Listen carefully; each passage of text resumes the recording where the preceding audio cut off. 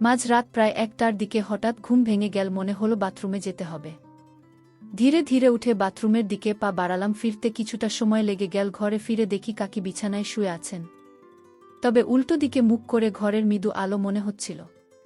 কাকির মুখটা ঝলমলে আলো তাকে আরও মোহময়ী করে তুলছিল। আমি আস্তে আস্তে পা বাড়িয়ে তার কাছে গেলাম। দেখলাম তিনি গভীর ঘুমে আচ্ছন্ন। তার মুখে শান্তির ছাপ স্পষ্ট। এমন দৃশ্য দেখে আমার মনে যেন এক ধরনের অস্থিরতা কাজ করতে শুরু করল। আমি নিজেকে সামলে মাথা ঠান্ডা রাখার চেষ্টা করলাম। কয়েক মুহূর্তের মধ্যেই মনোবল ফিরে পেলাম। ভাবলাম এই পরিস্থিতি এড়িয়ে গিয়ে নিজের ঘুমের দিকে মনোযোগ দেওয়া উচিত। কিন্তু ঠিক তখনই কাকে ঘুম ভেঙে গেল। আমাকে সামনে দেখে তিনি কিছুটা অবাক হলেন। তারপর কাকি আমাকে জিজ্ঞেস করলেন, তুমি এত রাতে আমার এখানে কেন? আমি বললাম, কাকিনা মানে এমনিতেই আসছিলাম। কাকি তখন বলল, তোমার চোখ মুখ দেখে মনে হচ্ছে তুমি খারাপ কিছু ভাবছ। তারপর কাকি বলল, লজ্জা পেতে হবে না, আমাকে তুমি স্পষ্টভাবে বলতে পারো কি চাই তোমার। আমি তখন মনের সাহস নিয়ে কাকে কি বললাম, কাকা কি আজ রাতে তোমার সাথে থাকতে চাই।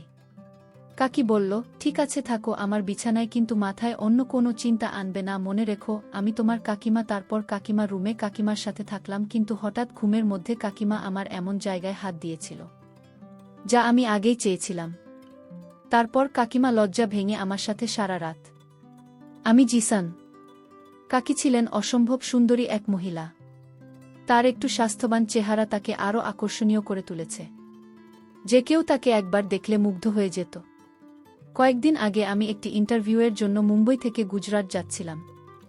ট্রেনে বসে দেখলাম আমার সামনে বসে আছেন এক ভদ্রমহিলা। তার চেহারায় এক ধরনের অপূর্ব সৌন্দর্য আকর্ষণ ছিল, যা সহজে মনকে টেনে নেয়। আলো করে তার মুখের উজ্জ্বলতা আরও ফুটে উঠেছিল। তার লম্বা চুল তাকে আরও মোহনীয় করে তুলেছিল। তার কোমল ব্যক্তিত্ব ও সহজ সরল আচরণ দেখে আমার মন ভালো হয়ে গেল। তাকে দেখে এক ধরনের ইতিবাচক অনুভূতি কাজ করছিল, যেন তার উপস্থিতি আমাকে সাহস দিচ্ছে। ট্রেন চলতে চলতে ভাবলাম, তার সঙ্গে কথা বললে কেমন হয়। অবশেষে সাহস করে আলাপ শুরু করলাম। তিনি হাসি মুখে জিজ্ঞেস করলেন, আপনি কোথায় যাচ্ছেন?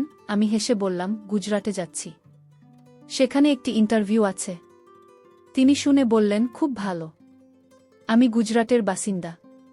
এরপর তিনি জানালেন তিনি মুম্বাই এসেছিলেন তার স্বামীর সঙ্গে দেখা করতে। আমি জানতে চাইলাম, আপনার নাম কি? তিনি বললেন, আমার নাম ইভা।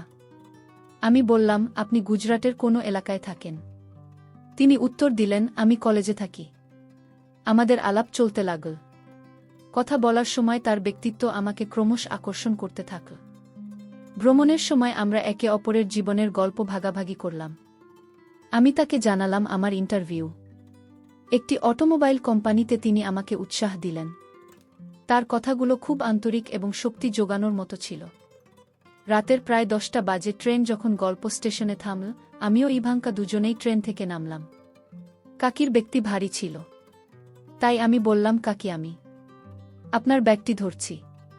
তিনি আন্তরিকভাবে ধন্যবাদ জানালেন। স্টেশন থেকে বাইরে এসে জিজ্ঞেস করলেন, এখন রাতে কোথায় থাকার পরিকল্পনা করেছেন? আমি বললাম, সম্ভবত একটি হোটেল খুঁজতে হবে। তখনই বললেন, যদি সমস্যা না হয় আপনি আমাদের বাড়িতে আসতে পারেন। বাড়ির কাছেই। আমি কিছুক্ষণ ভেবে সম্মতি দিলাম। রাতে অচেনা জায়গায় হোটেল খোঁজার থেকে কাকির বাড়িতে যাওয়ায় নিরাপদ মনে হল। ট্রেনে তার সঙ্গে আলাপ। এরপর থেকে আমি বেশ স্বস্তি অনুভব করছিলাম। আমরা দুজনে হাঁটতে হাঁটতে তার বাড়ির দিকে এগিয়ে গেলাম। হাঁটার সময় তাকে জিজ্ঞেস করলাম, আপনার বাড়ি আর কত দূর? তিনি হেসে বললেন, আর একটু দূর, তুমি দেখবে আমাদের বাড়ির পরিবেশ খুব সুন্দর। তার কথায় আশ্বস্ত হলাম। ভাবলাম, এটি হয়তো একটি নতুন বন্ধুত্বের সূচনা হতে পারে। তার বাড়িতে পৌঁছে তিনি দরজা খুলে আমাকে ভেতরে আসার আমন্ত্রণ জানালেন।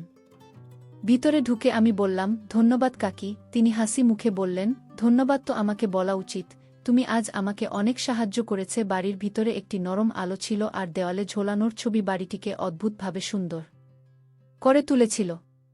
কাকে স্নেহ ভরা কণ্ঠে জিজ্ঞেস করলেন, জিসান, তোমার কি ক্ষুধা লেগেছে? কিছু খাবে? সত্যি বলতে আমার পেটেও বেশ কিছু ছিল, তাই বিনয়ের সঙ্গে বললাম, কাকে একটু ভাত হলেই চলবে। তিনি মুচকি হেসে বললেন, ঠিক আছে আমি রান্না করি, তুমি সামনের ঘরে গিয়ে বিশ্রাম নাও। আমি তার কথা মতো সামনের ঘরে গেলাম। নিজের কাপড় পরিবর্তন করে হাত মুখ ধুয়ে নিলাম। ঘরটি খুবই আরামদায়ক এবং শান্ত ছিল, যা আমার মনে এক ধরনের স্বস্তি এনে দিয়েছে। তিনি দেখতে বেশ সুন্দর লাগছিলেন। তার সাধারণ পোশাকে একটি অসাধারণ আকর্ষণ ছিল। তিনি হাসি মুখে বললেন, কি হলো, ঠিক লাগছে না? আমি হেসে বললাম, কাকি, আপনি তো খুব সুন্দর দেখাচ্ছে।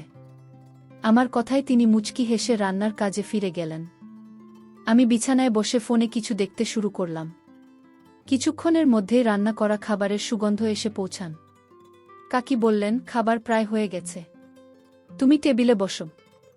আমি টেবিলে গিয়ে বসলাম। তিনি ভাত আর তরকারি পরিবেশন করলেন। আমরা খাবার খেতে খেতে কথাবার্তা বলছিলাম। কাকি জিজ্ঞেস করলেন, খাবার কেমন লাগছে? আমি বললাম, অত্যন্ত ভালো। তিনি হেসে বললেন, আর আমার বাড়ি কেমন লাগল? আমি বললাম, বাড়ি খুব ভালো। এরপর তিনি ধীরে ধীরে প্রশ্ন করলেন, এই বাড়ির মালকিনকে কেমন লাগল? আমি একটু বিস্মিত হয়ে বললাম, তিনি তো খুব ভালো। তিনি ধন্যবাদ জানিয়ে বললেন, তোমার ইন্টারভিউ এর সময়? তখন আমি বললাম, কাল সকাল 10টায়। তিনি বললেন, তাহলে সমস্যা নেই, আমি তোমার জন্য নাস্তা বানিয়ে দেব, তুমি খেয়ে যেও। আমি সম্মতি জানালাম। খাওয়া শেষে আমরা থালা বাসন পরিষ্কার করলাম।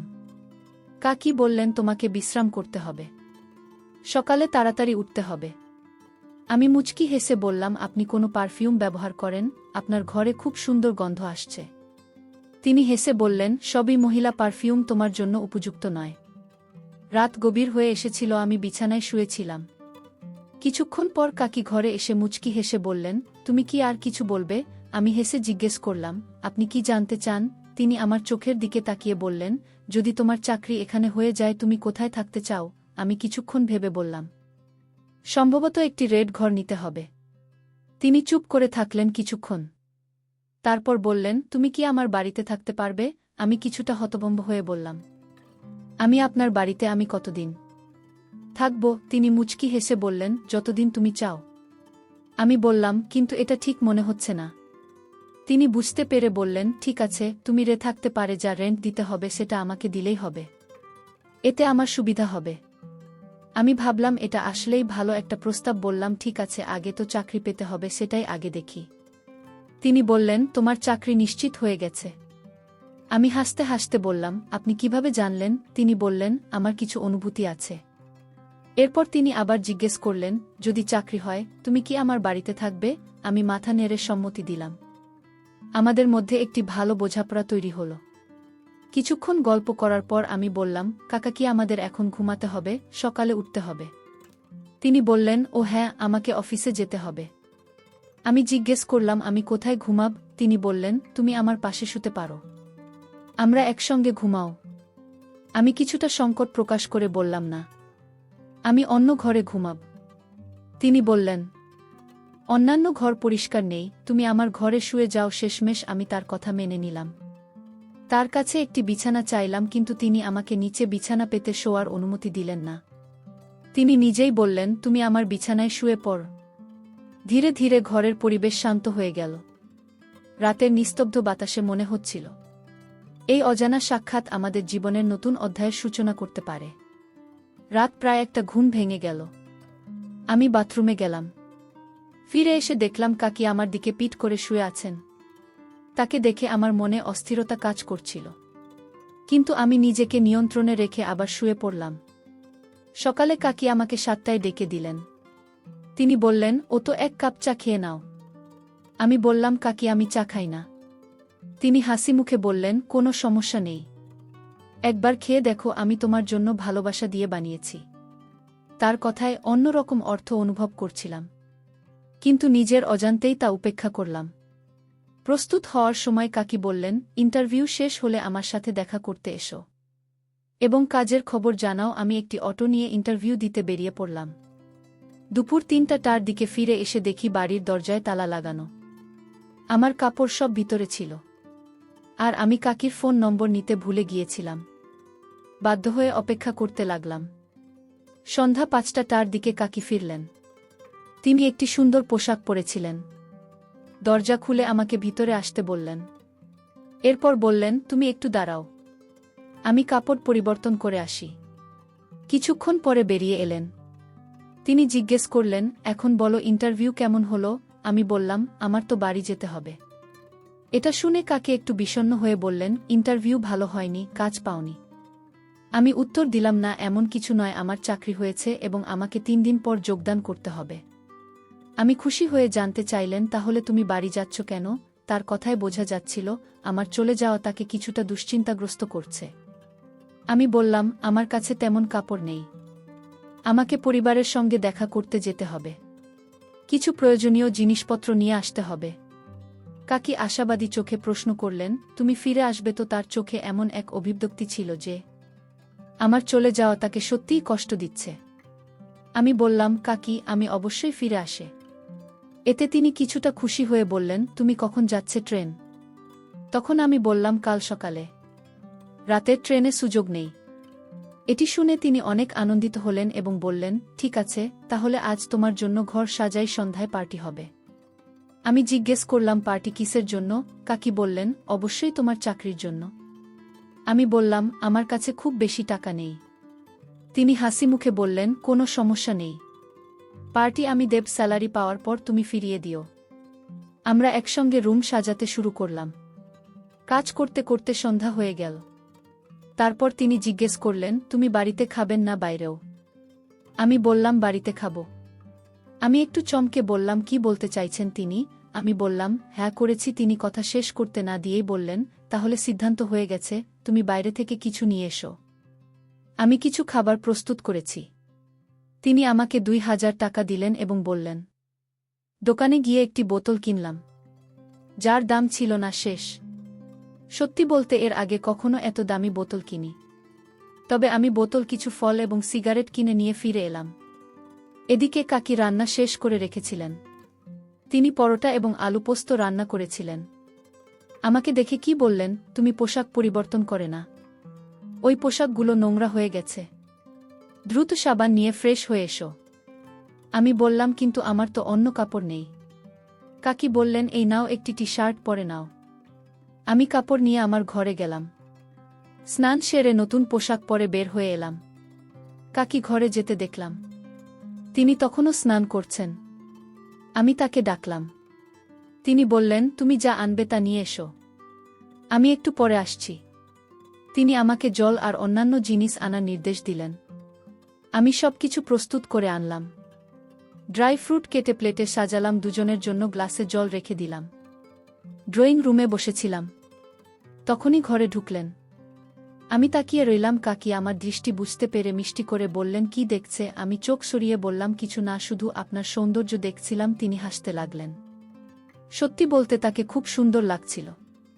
আমি গ্লাসে জল ঢালতে শুরু করলাম। এর মধ্যে জিজ্ঞাসা করলেন, আমার কেমন লাগছে? আমি বললাম, সত্যিটা কি, আজকে খুব ভালো লাগছে। নেন। কাকি একটু হাসলেন এবং বললেন, ভাল লাগছে নাকি আরও কিছু? আমি কোনো উত্তর না দিয়ে জল শেষ করে দিলাম। নতুন একটি জল তৈরি করতে বোতল হাতে নিলাম। তখন কাকি বললেন, আরে এত তাড়াতাড়ি কেন? এবার আমি বানাচ্ছি। এই কথা বলে তিনি বোতল নিয়ে আরও পানি আনতে গেল। তারপর মৃদু স্বরে বললেন, জানো, একটা কথা জিজ্ঞাসা করব। আমি বললাম, অবশ্যই। তা কি? তিনি বললেন, তুমি কি সত্যি বলবে নাকি মিথ্যে? আমি বললাম, সত্যি বলবো। তিনি প্রশ্ন করলেন, তোমার কতজন গার্লফ্রেন্ড আছে? এই প্রশ্ন শুনে আমি একটু থমকালাম। কাকি মিষ্টি হাসি দিয়ে চোখের ইশারায় বললেন, বলো তো। আমি বললাম, কাকা, কি একজনই আছে? তিনি মৃদু হাসলেন এবং বললেন, তোমার কি তার সঙ্গে ভালো সম্পর্ক গড়ে উঠেছে? আমি সরলভাবে উত্তর দিলাম, হ্যাঁ হয়েছে। কাকি আবার জানতে চাইলেন, তোমরা কতবার দেখা করেছ? আমি বললাম, মাত্র 2-1 বার। আমার কথা শুনে তিনি একটু স্বস্তি পেলেন। তার চেহারা যেন এক ধরনের উচ্ছ্বাস ফুটে উঠেছিল। আমি হঠাৎ একটু এগিয়ে এসে হাসি মুখে বললেন, কেন এমন ভাবে তাকিয়ে আছো? কি ভাবছ? আমি মৃদু হাসি দিয়ে চুপ করে রইলাম। সেই মুহূর্তটা ছিল শান্ত এবং গভীর, কথার বাইরেও কিছু অনুভূতি প্রকাশ পাচ্ছিল। তিনি আবার বললেন, বলো তো, তুমি কি ভাবছ? আমার কসম। আমি বললাম, কাকি, আপনাকে সত্যি অসাধারণ লাগছে। তিনি হাসতে হাসতে বললেন, এটা তো আমি জানি, কিন্তু তুমি কি জানো তোমার আঙ্গুল কেন এখানে থাকে না? আমাকে এমন কথাই বলতেন তিনি মিষ্টি হাসি দিয়ে বললেন, আচ্ছা, তুমি জানো তোমার আঙ্কেল এখানে কেন থাকেন না? আমি বললাম, আঙ্কেল তো মুম্বাই কাজ করেন আর আপনার চাকরি এখানে, তাই আপনাদের আলাদা থাকতে হয়। তবে সুযোগ পেলে তো দেখা হয়। কি বললেন, তোমার গার্লফ্রেন্ডের সাথে কিভাবে দেখা করো? আমি বললাম, যখনই সুযোগ পাই তখন দেখা করি। এভাবে কথা বলতে বলতে আমাদের গ্লাস খালি হয়ে গেল। কাকি আবার বোতল নিয়ে নতুন করে পানি নিয়ে আসলেন। আমরা আবারও পানি পান করলাম। এরপর তিনি আমার হাত থেকে সিগারেট নিয়ে বললেন, তুমি আমাকে খুব ভালো লাগতে শুরু করেছে। আমি বললাম, কাকি আপনি তো এখনও খুব ভালো লাগছে, কিন্তু আপনি বিবাহিত, তাই বিয়ে করার কোনো প্রশ্নই আসে না। এ কথা বলেই আমি হাসতে লাগলাম। এভাবে আমাদের সারাটি রাত কাটান।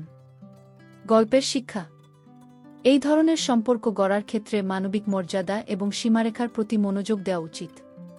সম্পর্ক তখনই সফল হয় যখন উভয় পক্ষ একে অপরের আত্মসম্মানের প্রতি শ্রদ্ধা জানায়, অন্যের ব্যক্তিগত সীমা অতিক্রম না করা এবং কখনোই তাদের অস্বস্তিতে না ফেলে। আমাদের গল্পটি কেমন লাগলো তা অবশ্যই কমেন্ট বক্সে জানিয়ে দিবেন। ধন্যবাদ সবাইকে।